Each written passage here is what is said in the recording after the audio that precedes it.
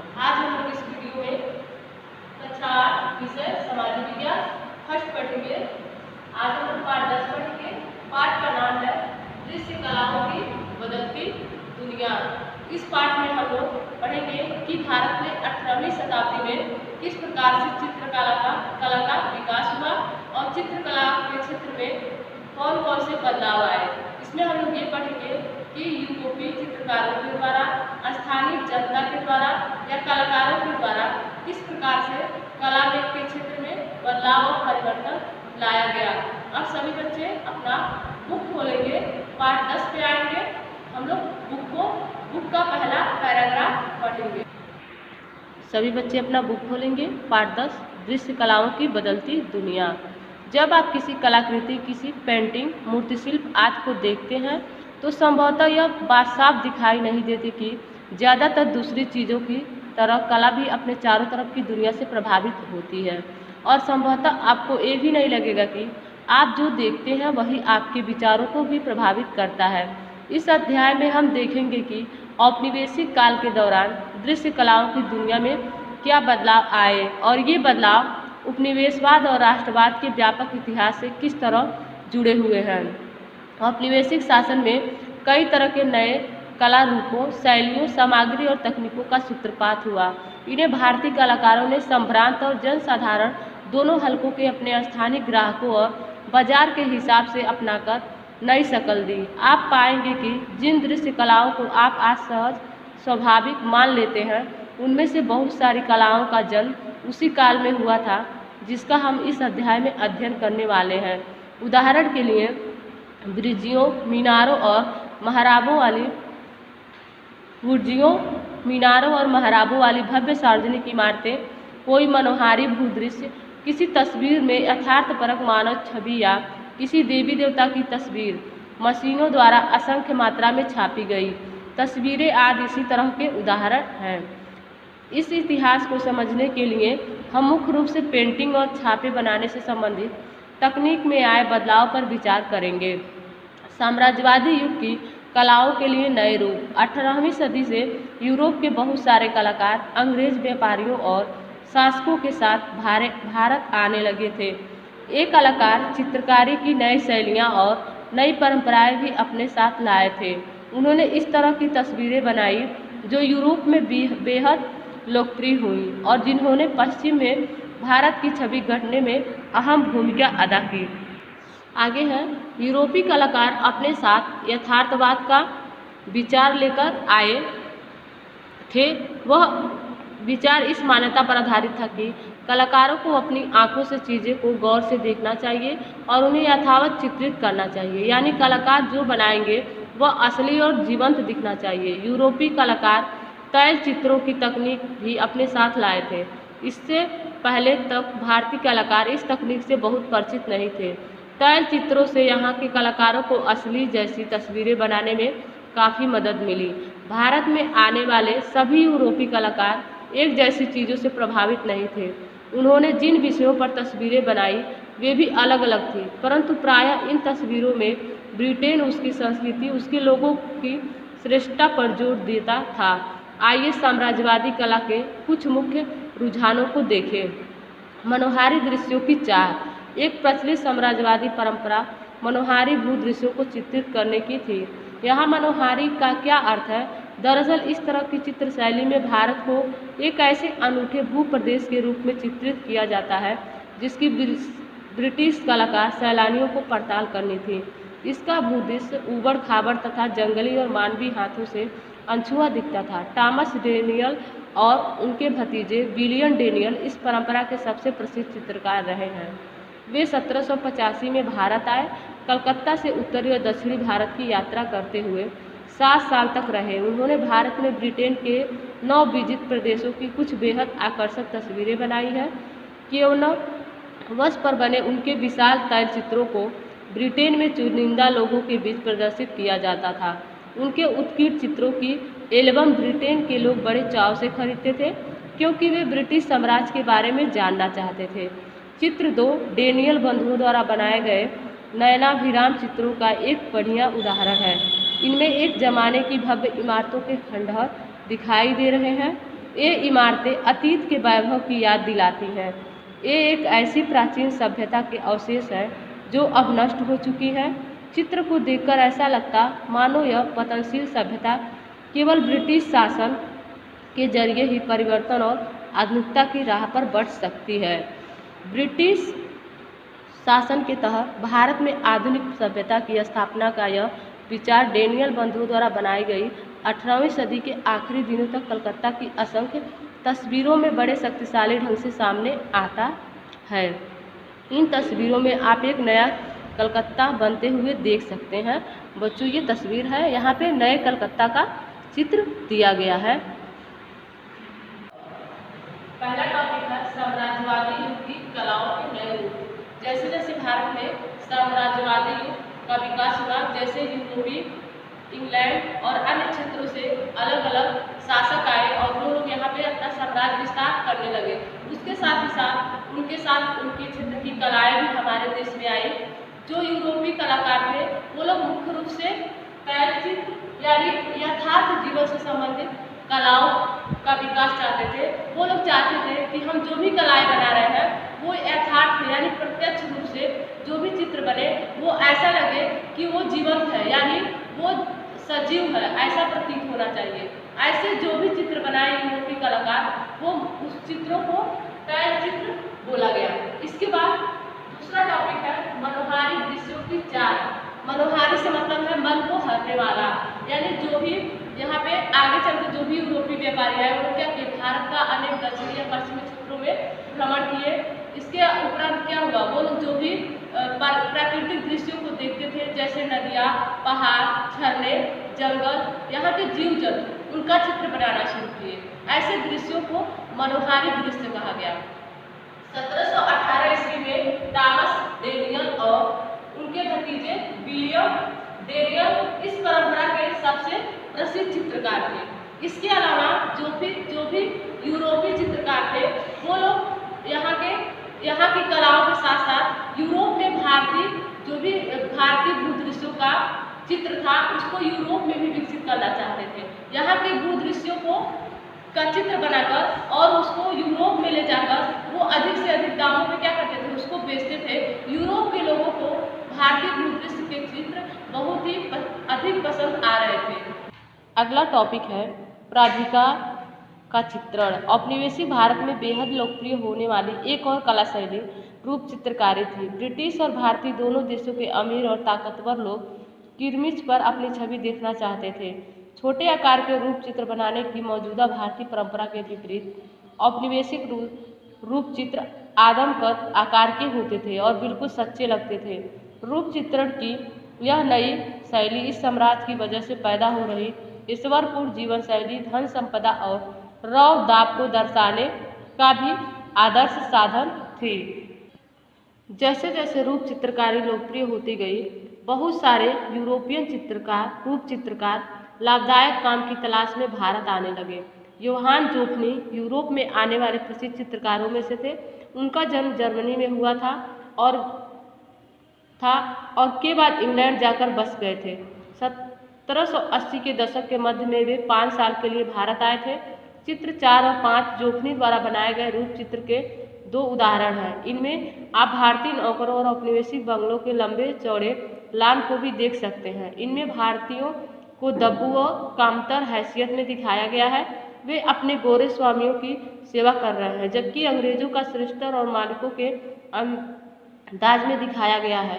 वे अपने कपड़ों का प्रदर्शन कर रहे हैं, शाही अंदाज में खड़े हैं या दंभपूर्वक बैठे हुए हैं और ऐश्वर्य भरा जीवन जीते हैं। भारतीय लोग ऐसे चित्रों के केंद्र में कभी नहीं दिखते थे। वे आमतौर पर धुंधली पृष्ठभूमि में ही दिखाई देते थे। बहुत सारे भारतीय नवाब भी यूरोपीय चित्रकारों में विशेष तैल रूप चित्र बनवाने लगे थे। आप देख चुके हैं कि किस तरह अंग्रेजों ने भारतीय दरबारों में अपने रेजिडेंट तैनात किए और राजाओं की ताकत को नजरअंदाज करते हुए किस तरह से रियासतों का शासन नियंत्रित करने लगे थे। कुछ नवाबों ने इस दखल अंदाजों का विरोध किया, जबकि कुछ ने अंग्रेजों की राजनीतिक और सांस्कृतिक श्रेष्ठता को स्वीकार कर लिया। वे अंग्रेजों के साथ मेलजोल चाहते थे और उनकी शैलियों और रुचियों को अपनाना चाहते थे। मोहम्मद अली खां इसी तरह के एक नवाब थे। 1770 के दशक में अंग्रेजों के साथ हुए एक युद्ध के बाद वह ईस्ट इंडिया कंपनी की पेंशन पर आश्रित हो गए थे, परंतु इसके बावजूद उन्होंने टीली कैटल और जॉर्ज विल्सन नाम के 2 यूरोपीय कलाकारों को अपने रूप चित्र बनाने का जिम्मा सौंपा और ये पेंटिंग इंग्लैंड के राजा और ईस्ट इंडिया कंपनी के निदेशकों को भेंट की। नवाब मोहम्मद अली अपनी राजनीतिक सत्ता गंवा चुके थे, परंतु इन रूप चित्रों में वह खुद की एक शाही और रौबीले अंदाज में देखकर खुश हो सकते थे। चित्र 6 में विल्सन द्वारा बनाए गए उनके चित्र को देखिए, आप समझ सकते हैं कि नवाब किस मुद्रा में चित्र बनवा रहे हैं और अपने शाही अंदाज को उन्होंने किस तरह दर्शाया है। यहाँ पे नवाब मोहम्मद अली का चित्र है। बच्चों, तीसरा टॉपिक है प्राधिकार का चित्र। सबसे पहले हम आप लोग को प्राधिकार का मतलब बता दें। प्रा का मतलब होता है दूसरे और अधिकार मतलब अधिकार, दूसरे के ऊपर अधिकार को दिखाने के लिए जो भी चित्र बनाए गए उनको प्राधिकार का चित्र बताया गया। इसका उदाहरण आप लोगों के बुक में चित्र संख्या 4 है, जिस चित्र में गवर्नर जनरल हेस्टिंग और उनकी पत्नी को एक राजा और रानी के रूप में दिखाया गया है और जो भी भारतीय लोग हैं उनको नौकर और अंग्रेजों की सेवा करते हुए दिखाया गया है। इसका सीधा मतलब है कि अंग्रेज भारतीयों को दबू और कमजोर दिखाना चाहते थे। वो ये बताना चाहते थे, समाज को ये संदेश देना चाहते थे कि जो भी भारतीय लोग हैं वो क्या है, अंग्रेजों के दास हैं, उनके नौकर और गुलाम हैं और वो लोग समाज में अपना प्रतिष्ठा और मान सम्मान और अपने को उच्च पद पे हमेशा दिखाना चाहते थे चित्रों के माध्यम से भी। उसके बाद चित्र संख्या 6 में नवाब मोहम्मद अली का चित्र है। नवाब अली मोहम्मद 1770 में अंग्रेजों से हार गया था। उसके बाद केवल वो अपना जीवन यापन कंपनी के द्वारा जो भी पेंशन मिलता था उससे कर रहा था। उसके बाद का ये चित्र है और उस चित्र को टीली कैटल और जॉर्ज विल्सन ने बनाया है। उसमें नवाब को एक राजा के रूप में दिखाया गया है। अगला टॉपिक है बच्चों, इतिहास को चित्रित करना। साम्राज्यवादी कला की एक और श्रेणी थी जिसे इतिहास की चित्रकारी कहा जाता था। इस शैली के चित्रों में ब्रिटिश शाही इतिहास की विभिन्न घटनाओं को नाटकीय रूप से चित्रित किया जाता था। 18वीं सदी के आखिर और 19वीं सदी के शुरुआती सालों में इस तरह की चित्रकारी को भारी सम्मान की नज़र से देखा जाता था और वह काफ़ी लोकप्रिय थी। भारत में अंग्रेजों की जीत ब्रिटेन के इतिहास चित्रकारों के लिए एक उपयोगी सामग्री थी। ये चित्रकार मुसाफिरों के ब्यूरो और रेखा चित्रों के आधार पर ब्रिटिश जनता को दिखाने के लिए भारत में ब्रिटिश कार्रवाइयों की सुंदर छवि तैयार करने की कोशिश करते थे। इन तस्वीरों में भी अंग्रेजों का यशगान होता था। उनकी सत्ता, उनकी विजय और उनकी श्रेष्ठता इन चित्रों के केंद्र में थी।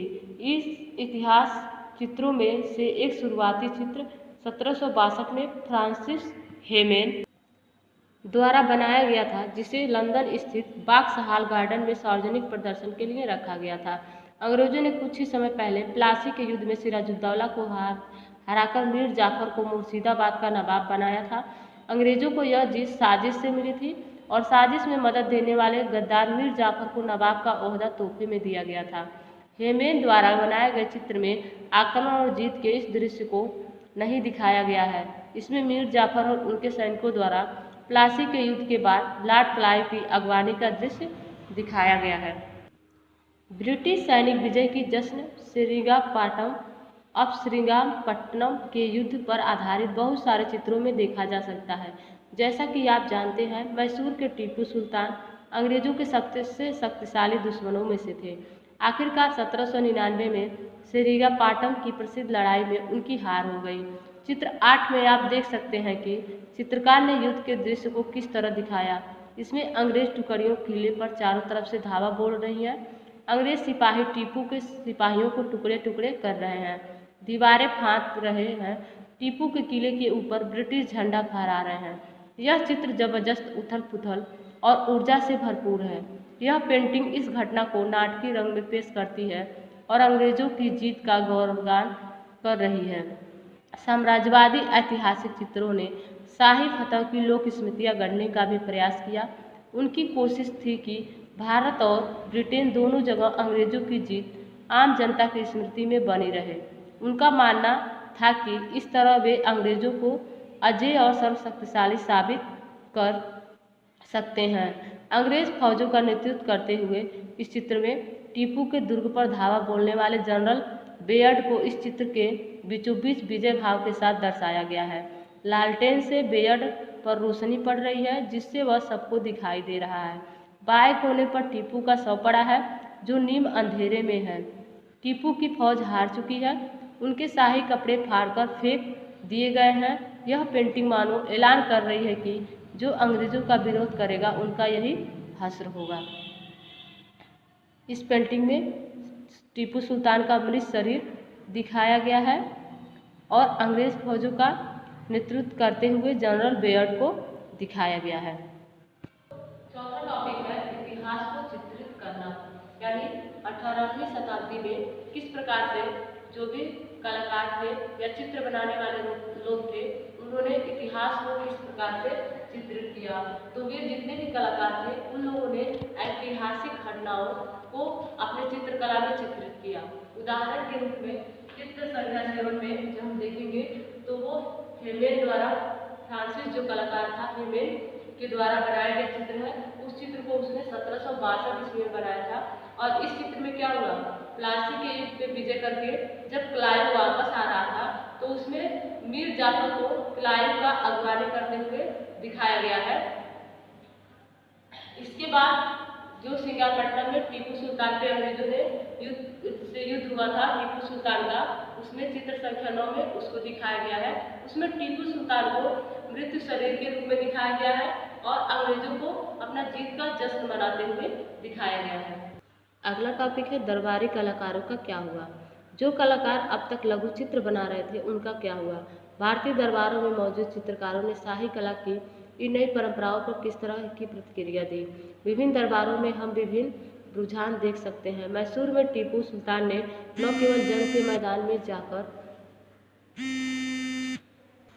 आगे है विभिन्न दरबारों में हम विभिन्न रुझान देख सकते हैं। मैसूर में टीपू सुल्तान ने न केवल जंग के दौरान में जाकर अंग्रेजों से लोहा लिया बल्कि उनकी संस्कृत परंपराओं को भी विरोध किया। वह स्थानीय परंपराओं को प्रोत्साहन देते रहे। सेरिंगापाटम स्थित उसके महल की दीवारों पर स्थानीय कलाकारों द्वारा बनाए गए भित्ति चित्र लगे होते थे। चित्र 10 में इसी तरह का एक भित्ति चित्र दिखाई दे रहा है। इस तस्वीर में 1780 में पोलिलूर में हुए उस प्रसिद्ध युद्ध का जश्न मनाया जा रहा है जिसमें टीपू और हैदर अली ने अंग्रेज फौजों को धूल चटाई थी। इस चित्र में आगे है मुर्शिदाबाद के दरबार में एक अलग रुझान देखने को मिलता है। यहाँ सिराजुद्दौला को हराने के बाद अंग्रेजों ने नवाब को गद्दी पर अपनी कठपुतलियों को बिठा दिया था। पहले उन्होंने मीर जाफर को और उसके बाद मीर कासिम को नवाब बनाया। मुर्शिदाबाद रियासत में स्थानीय लघु चित्र कलाकारों को इस बात के लिए प्रोत्साहित किया गया कि वे अंग्रेजों को अभिरुचियों और कला शैलियों को सीखे। चित्र 11 में इस बात का उदाहरण है। यह ईद के एक जुलूस की तस्वीर है। 18वीं सदी के आखिर में एक दरबारी कलाकार द्वारा बनाई गई इस तस्वीर को आप देख सकते हैं कि कैसे मुर्शिदाबाद के स्थानीय लघु चित्र कलाकार यूरोपीय यथार्थवाद के तत्वों को अपनाने लगे थे। इस चित्र में उन्होंने परिप्रेक्ष्य विधि का इस्तेमाल किया है जो नज़दीक और दूर वाली चीज़ों के बीच दूरी का बोध देती है। चीज़ों को जीवंत और असली दिखाने के लिए उन्होंने रोशनी और परछाई का इस्तेमाल किया है।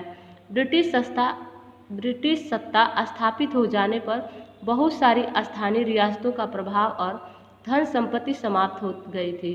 अब वे दरबार ऐसी स्थिति में नहीं रह गए थे कि चित्रकारों का खर्चा उठा सकें और उन्हें दरबार की सेवा के बदले पैसा दे सकें। ऐसे में चित्रकार अपनी रोजी रोटी के लिए क्या करते। उनमें से बहुत सारे अंग्रेजों की शरण में चले गए। साथ ही भारत आए अंग्रेज अफसरों को ये समझ में आने लगा कि उपनिवेशों में उनका जीवन वैसा नहीं है जैसा इंग्लैंड में था। लिहाजा वे भी ऐसी तस्वीरें बनाना चाहते थे कि जिनके सहारे वे भारत को समझ सकें। वे भारत में अपने जीवन की यादगार के तौर पर ऐसी चीज़ें चाहते थे जिन्हें पश्चिमी दुनिया के सामने पेश कर सकें। इस प्रकार हम देखते हैं कि स्थानीय कलाकार स्थानीय पौधों और जानवरों की ऐतिहासिक इमारतों और स्मारकों के त्योहारों और जुलूसों की, व्यवसायों और दस्तकारी की, जाति और समुदायों की पेंटिंग्स बनाने लगे। ईस्ट इंडिया कंपनी के अफसर इन तस्वीरों को बड़े शौक से अपने संग्रह में जोड़ लेते थे। इन चित्रों को कंपनी चित्रों के नाम से जाना जाता है, परंतु सभी कलाकार दरबारी चित्रकार नहीं थे। वे सभी नवाबों के लिए चित्र नहीं बनाते थे। आइए देखें कि दरबार के बाहर क्या चल रहा था। अगला टॉपिक है दरबारी कलाकारों का क्या हुआ। जो भी भारतीय कलाकार थे वो क्या करते थे, राजा महाराजाओं के दरबार में रहते थे। जब अंग्रेजों ने भारतीय राज्यों पे अपना शासन स्थापित करना शुरू कर दिया तो क्या हुआ, इन कलाकारों का जो भी रोजगार था अब ये इनसे छिनने लगा। जो भी भारतीय स्थानीय राजा थे वो लोग, उनके पास इतना सामर्थ्य नहीं था कि वे लोग इनको अब वेतन दें, इसलिए ये लोग धीरे धीरे क्या हुए, अंग्रेजों के अधीन चले गए। लेकिन जो भी दरबारी कलाकार थे उन लोगों ने मुख्य रूप से दो प्रकार के चित्र बनाए। पहला भित्ति चित्र, ये लोग राजमहलों के या मंदिरों के अन्य स्थानों पर दीवारों पे चित्र बनाते थे। इसके साथ ही साथ इन्होंने परिप्रेक्ष्य विधि को अपनाया। अब ये लोग जो भी चित्र बनाते थे वो यथार्थ से संबंधित होता था, उसके उन चित्रों के साथ साथ उनकी छाया भी दिखाते थे, जिससे ये स्पष्ट हो जाता था कि जो भी चित्र बने हैं उनके अंतर्गत उनमें दूरी कितना है। मतलब ये लोग अब चित्रों में दूरियों को भी प्रदर्शित करना शुरू कर दिए थे। नई भारतीय लोक कला। 19वीं सदी में भारत के बहुत सारे शहरों में एक नई लोक कला विकसित हुई।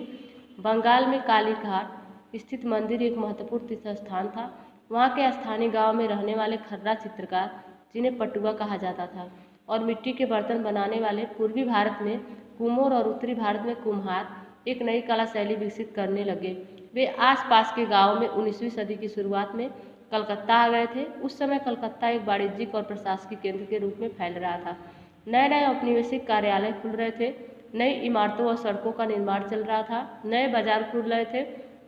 शहर में तरह तरह के नए मौके पैदा हो रहे थे जहां आकर लोग कमा खा सकते थे। ग्रामीण कलाकार भी नए ग्राहकों और नए संरक्षकों की उम्मीद में शहर में आकर बसने लगे। 19वीं सदी से पहले ग्रामीण पटुआ और कुम्हार आमतौर पर पौराणिक विषयों और देवी देवताओं की तस्वीरें बनाते थे।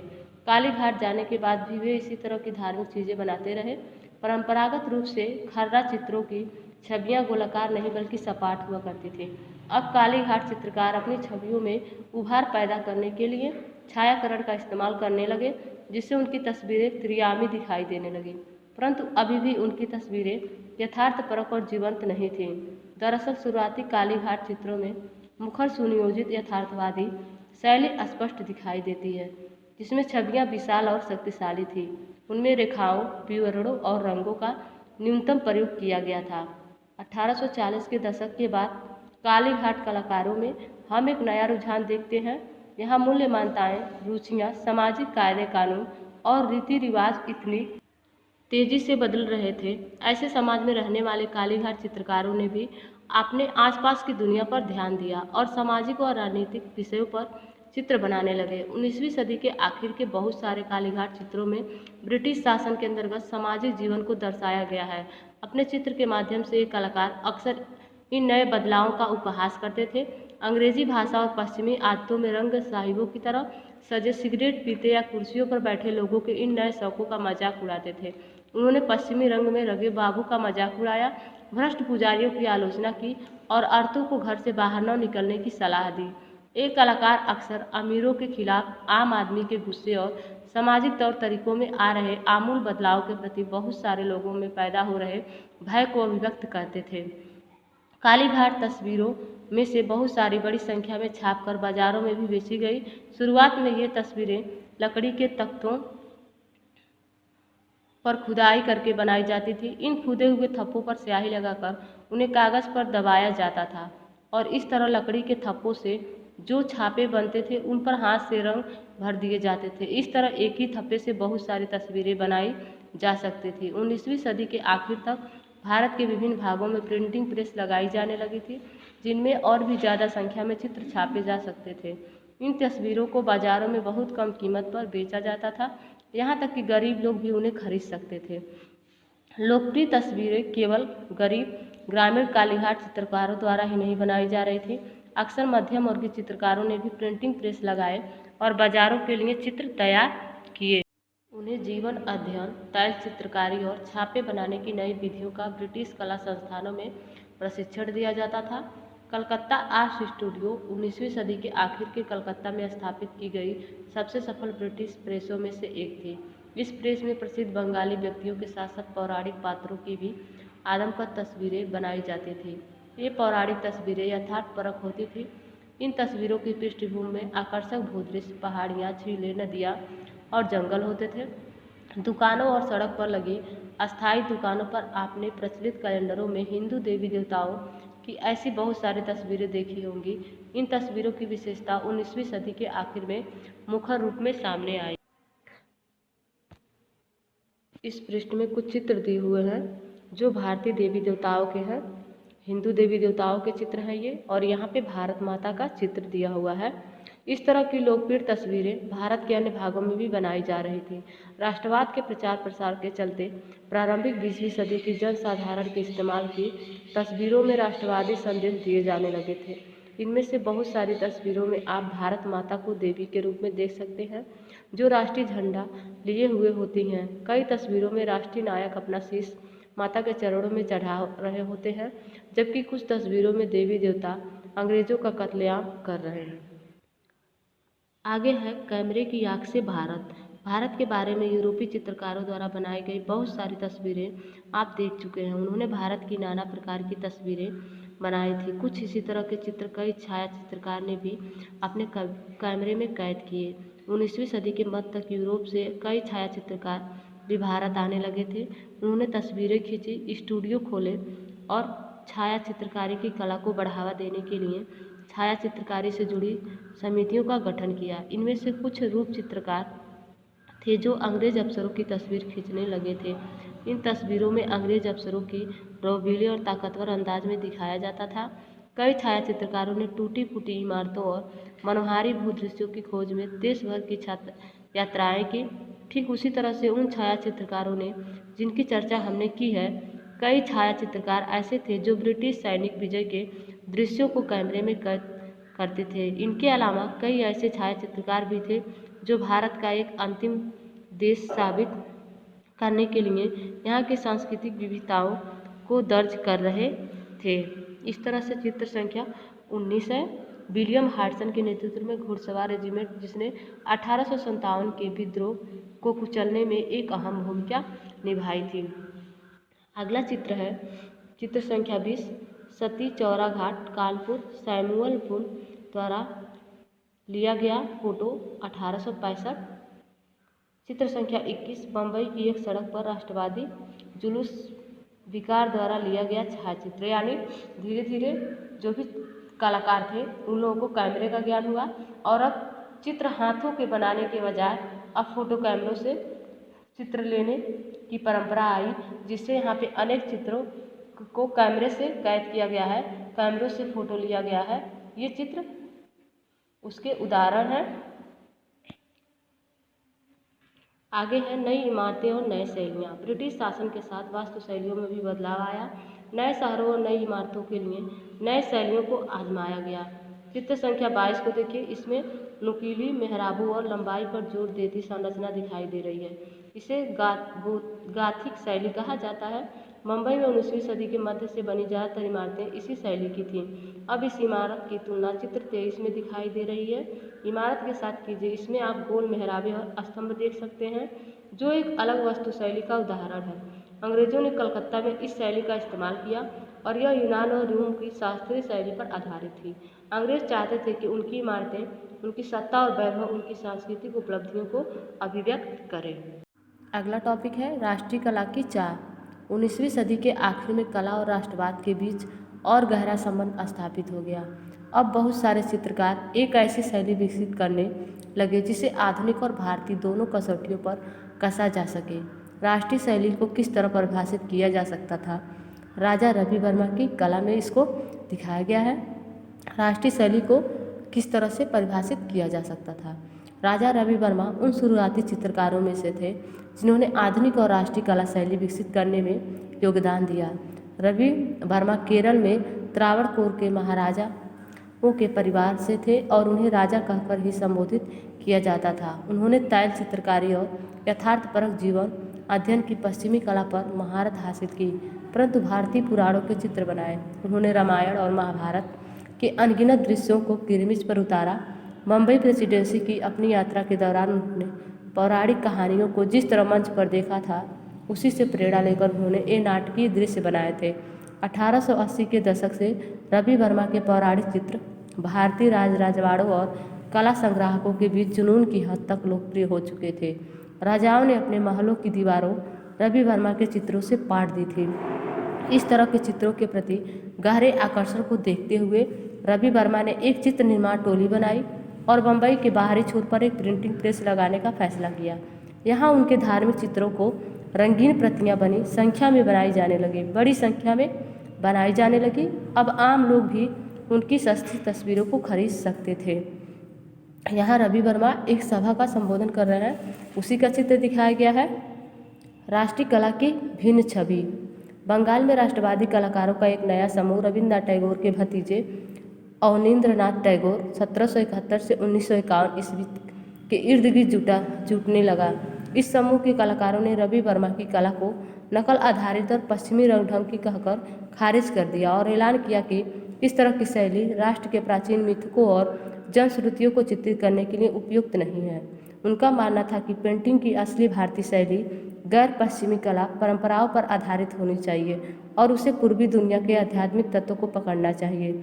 इस तरह उन्होंने तैल चित्रकारी और यथार्थपरक शैली से दूरी बनाई और लघु चित्रों की मध्यकालीन भारतीय परंपरा और अजंता की गुफाओं में बने भित्ति चित्रों की प्राचीन कला से प्रेरणा लेने लगे। ये लोग एशियाई कला आंदोलन खड़ा करने के लिए उसी दौरान भारत की यात्रा पर आए जापानी कलाकारों से भी प्रभावित थे। इन सालों में पनपी नई भारतीय शैली के कई चित्रों में हम इन विभिन्न चित्रात्मक तत्वों का मिश्रण देख सकते हैं। उदाहरण के लिए चित्र 25 को देखिए। अवनींद्रनाथ टैगोर द्वारा बनाए गए इस चित्र में राजपूत लघु चित्रों का प्रभाव देखा जा सकता है। चित्र 26 में जापानी चित्रों का और चित्र 27 में अजंता की शैली का प्रभाव साफ दिखाई दे रहा है। एक सच्ची भारतीय शैली कैसी होनी चाहिए यह तय करने की कोशिशें इसके बाद भी चलती रही। 1920 के दशक के बाद कलाकारों की एक नई पीढ़ी सामने आई जो अवनींद्रनाथ टैगोर द्वारा स्थापित की गई कला शैली से अलग विचार रखती थी। इनमें से कुछ लोगों को यह कला शैली भावनात्मक दिखाई देती थी, जबकि कुछ का मानना था कि आध्यात्मिकता भारतीय संस्कृति का केंद्रीय पहलू नहीं हो सकती। उनका मानना था कि कलाकारों को प्राचीन ग्रंथों की तस्वीरें बनाने की बजाय असली जीवन को देखना चाहिए और प्राचीन कला रूपों की बजाय जीवित लोक कला एवं जनजातीय डिजाइनों से प्रेरणा लेनी चाहिए। जैसे जैसे यह बहस चलती रही, कला के क्षेत्र में नए आंदोलन उठे और नई नई कला शैलियाँ आती रही।